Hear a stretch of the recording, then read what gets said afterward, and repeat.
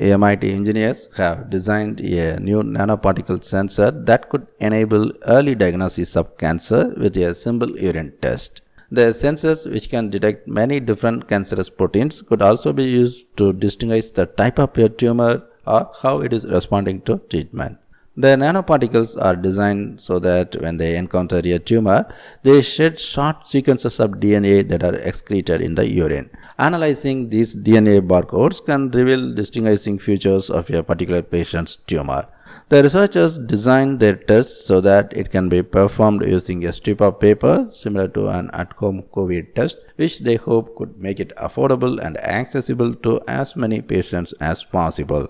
In tests in mice, the researchers showed that they could use the sensors to detect the activity of 5 different enzymes that are expressed in tumors.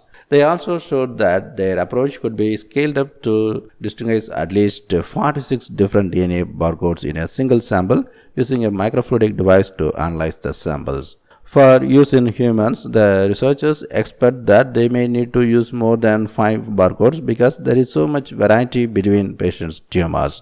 To help reach that goal, they worked with researchers at the Broad Institute of MIT and Harvard to create a microfluidic chip that can be used to read up to 46 different DNA barcodes from one sample.